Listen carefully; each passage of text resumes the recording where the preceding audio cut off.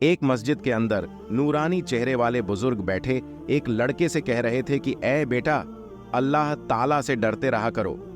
زندگی بہت چھوٹی ہے، کبھی بھی کسی بھی وقت بلاوا آ سکتا ہے۔ اللہ کے خوف کو اپنے اوپر حاوی کر لو اور نیکی کی طرف توجہ زیادہ دو، تو اللہ تعالیٰ بھی آپ کا ساتھ دیں گے۔ یہ بزرگ اس لڑکے سے کہنے لگے کہ میں تمہیں اللہ تعالیٰ کے خوف کا ایک نہایت اچھا اور عمدہ واقعہ سناتا ہوں جس سے آپ کا ایمان تازہ ہو جائے گا۔ یہ بات ہے سن 2000 کی۔ ہمیں اللہ تعالیٰ کی اجازت ملی تو اسلام کی تبلیغ کے لیے ساؤتھ افریقہ چلے گئے۔ یہاں پر آ کر ہم ساؤتھ افریقہ کے شہر کیپ ٹاؤن کی جامع مسجد میں تبلیغ کے لیے ٹھہر گئے۔ ہماری جماعت کے اندر اور لوگ بھی موجود تھے، سب کے سب عبادت گزار تھے، پر ہماری جماعت کے امیر صاحب وہ کافی اچھے اور نیک پرہیزگار بندے تھے۔ ان کی رگوں رگوں میں اللہ تعالیٰ کا خوف جاری تھا۔ دین کی تبلیغ کا جذبہ ان کے اوپر اتنا حاوی تھا کہ یہ ہر وقت امت کے ہر فرض کی اصلاح کے لیے لگے رہتے تھے۔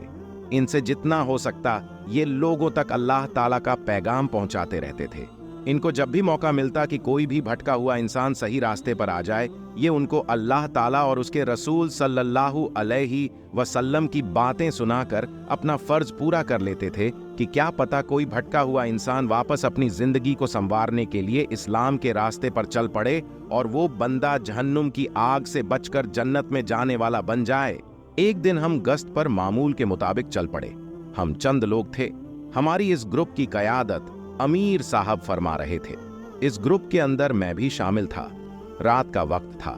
ہم ایک نائٹ کلب کے پاس سے گزر رہے تھے تو وہیں پر امیر صاحب نے نائٹ کلب کے اندر جانے کا ارادہ کر لیا اور ہم سے کہنے لگے کہ ہمیں اس نائٹ کلب کے اندر جا کر اللہ اور اس کے رسول صلی اللہ علیہ وسلم کی اطاعت کی دعوت دینی چاہیے تاکہ ہم اسلام کا پیغام ان لوگوں تک بھی پہنچا سکیں۔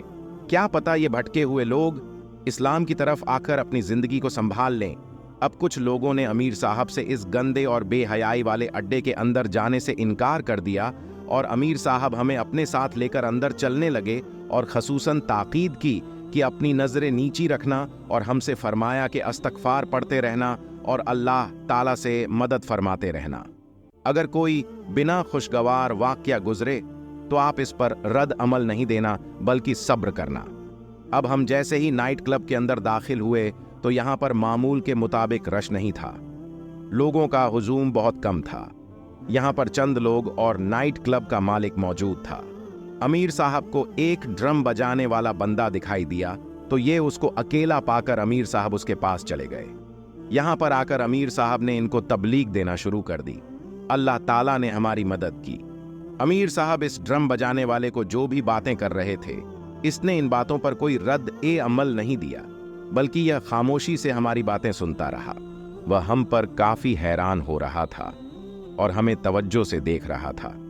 جب ہماری باتیں ختم ہو گئیں تو اس کی بیوی سامنے آ گئی جو کہ پیچھے چھپ کر ہماری باتیں سن رہی تھی۔ اس کے دل پر تبلیغ کی باتوں نے ایسا اثر کیا کہ اس نے اسی وقت کہا کہ مجھے کلمہ پڑھا دے۔ پھر امیر صاحب نے اسے کلمہ پڑھا کر مسلمان کر دیا۔ اس نے اپنے شوہر سے بھی کہا کہ تم بھی کلمہ پڑھ کر مسلمان ہو جاؤ۔ چنانچہ اسی وقت اس کا شوہر بھی کلمہ پڑھ کر مسلمان ہو گیا۔ اس کے بعد یہ دونوں میاں بیوی ہمارے ساتھ مسجد چلے آئے۔ ہم نے اس کی بیوی کو مستورات کے پاس بھیج دیا تاکہ اس کی اچھی درس و تدریس ہو سکے۔ اب ہماری خوشی کی انتہا نہیں رہی تھی۔ ہم ایک ایسے گروپ کا حصہ تھے جس گروپ میں ہم نے 2 لوگوں کو مسلمان کر لیا تھا۔ ہمیں اپنے گروپ پر کافی خوشی ہو رہی تھی کہ ان کی زندگی سیدھے راستے پر آ گئی ہے جو کہ اسلام سے کافی دور تھے۔ ہمیں دلی سکون مل رہا تھا۔ ہم نے اپنے ان نئے بہن بھائی کی خدمت کے لیے کوئی کمی نہیں اٹھا رکھی تھی۔ یہ دونوں 7 ماہ تک ہمارے ساتھ رہے، یہاں تک کہ انہوں نے گھر واپس جانے کا بھی نہیں سوچا۔ انہوں نے گھر والوں سے بھی رابطہ نہیں کیا اور ان کو کچھ بھی نہیں بتایا۔ اس دوران یہ ہم سے دین کے بارے میں بہت کچھ سیکھتے رہے۔ اب ہمارا وقت ختم ہونے لگا تو ہم نے ان دونوں کو ایک مسلمان فیملی کے سپرد کر دیا اور واپس اپنے ملک چلے آئے۔ امیر صاحب کا نمبر ان کے پاس تھا تاکہ یہ کسی بھی پریشانی یا الجھن میں امیر صاحب سے رابطہ کر سکیں۔ 1 سال گزرنے کے بعد اس خاتون کا امیر صاحب کے پاس فون آ گیا تو یہ روتے ہوئے امیر صاحب سے بات کرنے لگی اور امیر صاحب سے پوچھنے لگی कि सफर के दौरान मेरे हाथ का दस्ताना खुलने की वजह से गैर महरम की नजर मेरे हाथ पर आ पड़ी। क्या मेरी बख्शीश हो जाएगी? अमीर साहब ने इस औरत को तसल्ली दी और फिर मोबाइल बंद करके रोने लगे और हमसे कहने लगे कि वो औरत जो नाइट क्लब में लोगों के सामने फहस माहौल में रह रही थी और आज इस पर अल्लाह ताला के डर और खौफ का यह मामला था कि हाथ का दस्ताना खुलने की वजह से पूछ रही थी कि मेरी बख्शीश हो जाएगी या नहीं। दोस्तों, अगर आपको वाकया पसंद आया हो तो इस वीडियो को लाइक करना और चैनल को सब्सक्राइब करना ना भूले और जाते जाते एक प्यारा सा कमेंट जरूर कर देना।